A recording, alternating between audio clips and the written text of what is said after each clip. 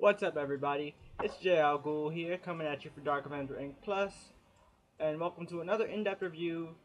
And this one is for another Death of the Family tie-in, Batgirl, issue number 16. Now, this is a very good tie-in, as always.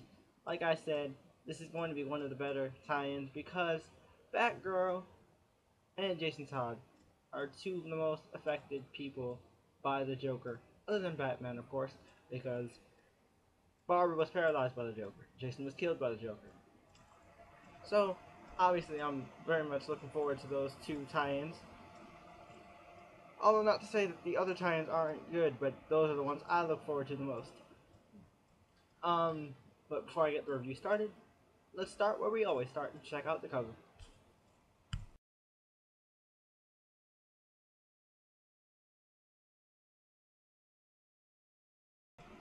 This cover is freaking creepy. Half Batgirl, half Joker. It's pretty awesome. Now on to the story. We continue with the wedding thing. Batgirl's trying to figure everything out. We got something in the beginning that I wanted to see forever, and that's Barbara's time in the wheelchair. You get to see, her going through some therapy, trying to figure, she's going through a depression. She's 18 years old, in a wheelchair.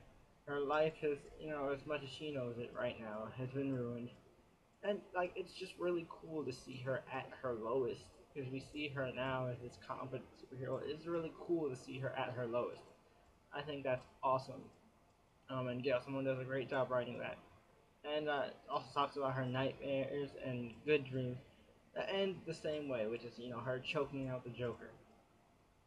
And then, basically, she has to play along with the wedding because, of course, her mother is strapped to a bomb. But then, an unexpected ally comes in, or we think it's an ally, and it's none other than James Gordon Jr., her brother.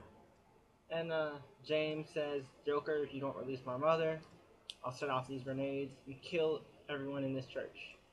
Then it turns out, James says, but don't worry, Batgirl, I already have her safe. Now if you don't, now you sick bastard, I'm going to blow this place sky high. And then so now the Batgirl thinks her mother is safe, she starts fighting, beats up the Joker's goons. But then James is like, I lied. Puts a chloroform little handkerchief, knocks her out, makes a deal with the Joker. You let my mom go, now walk away. And then basically Joker says, what's to stop me from killing you both? He says, well, the other grenades were fake, Joker, but this one isn't. And the cool thing is, Jimmy and the Joker, I'm gonna call him Jimmy because he's Jim Jr. Huh. So, Jim Jr. and the Joker are, so similar, it's creepy. And even, Joker says, the things I could teach you, Junior. And, then Junior blows up in church. And, you see a little bit of her roommate. So we're going to see, maybe her roommate is going to play a big role in the next story arc, which is going to have to do with James. So it's going to be really interesting. And then, it ends the same way all the tie-ins end, with Joker showing Babs a mysterious plate. We don't know what's on that plate, but everybody wants to know, and we'll find out apparently in Batman number 17. But all in all, this was a great tie-in. Again, I'm so happy Gail Simone is still on this. This is great. Awesome. Really enjoyed it. And the interior art was great too. So let's go ahead and check out that interior art.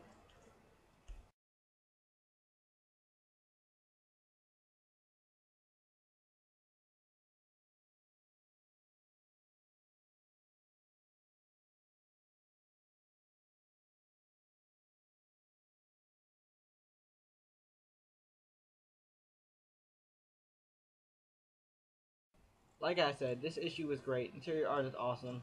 Story is awesome. This is one of the better tie-ins. If you're collecting them all, I'd suggest you collect this, Red Hood, Batman and Robin.